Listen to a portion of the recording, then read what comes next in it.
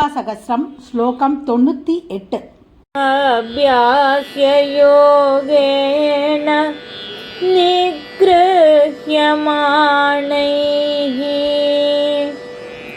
அந்தர்முகைராத்மவிதோ மனோபிஹி மாதஸ்த்வயா गुप्तपदं प्रभावात् अन्वेषयन्त्यागमिहं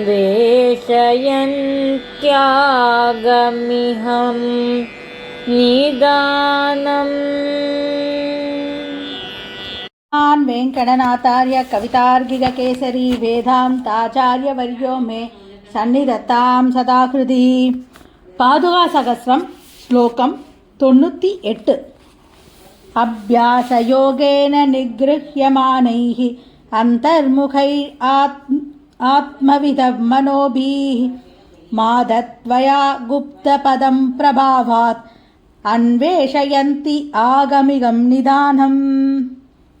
अभ्यासयोगेन निगृह्यमानैः अन्तर्मुखैः आत्मविदः मनोभिः मादत्वया गुप्तपदं प्रभावात् அன்வேஷயந்தி ஆகமிகம் நிதானம். பெரிய பெருமாளின் திருவடிகளை காப்பாற்றும் பாதுகையே, ஆத்மாவை குறித்த ஞானம் உள்ளவர்கள் அன்றாடம் செய்யப்பட்ட தியானம் மூலம் நன்கு வசப்படுத்தப்பட்ட மனம் கொண்டு ஜீவ பரமாத்மாவையே தியானித்தபடி உள்ளனர்.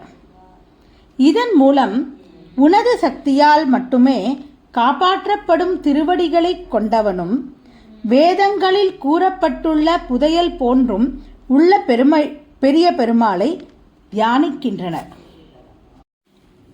இந்த ஸ்லோகத்தில் பாதுகா தேவியை சரணடைஞ்சி சேவிக்கிறவாளுக்கு வர இன்னொரு மேன்மையை சொல்கிறான். அதாவது இந்த ஆத்மாவோட ஸ்வரூபம், நம்ம ஜீவாத்மா பரமாத்மா சொல்வோம் இல்லையா, அந்த ஜீவாத்மாவோட ஸ்வரூபத்தை நன்னா புரிஞ்சின்னு இருக்கிறவா என்ன பண்ணுவாளாம், பாதுகா தேவியை தங்களோட மனசில் தியானிச்சுட்டே இருப்பாளாம். அந்த மாதிரி மனசில் தியானிச்சுட்டே இருக்கும் பொழுது பாதுகா தேவியால் காப்பாற்றப்படும் அந்த திருவடியை உள்ள நம்பெருமாள், இவள் பாதுகா தேவியை தியானம் பண்ணும் பொழுது நம்பெருமாள் தானாகவே அவளோட மனசில் வந்துருவாளாம். தானாகவே அவகிட்ட வந்து அவளுக்கு வேணுங்கிறது எல்லாத்தையும் பெருமாள் வந்து அனுகிரகிப்பாராம். அவ்வளவு சிறப்பு பொருந்தியது. பாதுகா தேவியை சரணடையும் பொழுது பாதுகா தேவி தாங்கிக் கொண்டிருக்கும் திருவடியை உடைய நம்பெருமாள் தானாகவே வந்து அந்த தன்னுடைய பக்தர்களை அருள்கிறான், பக்தர்களுக்கு அருளை கொடுக்கிறான் அப்படின்னு சொல்கிறார். ஆக இது பாதுகா தேவியோட இன்னொரு மேன்மை, இன்னொரு பிரபாவம். அடுத்த ஸ்லோகத்தை நாளைக்கு பார்க்கலாம். கவிதார்க்கிக சிம்மாய கல்யாண குணசாலினே ஸ்ரீமதே வெங்கடேஷாய வேதாந்த குரவே நமः.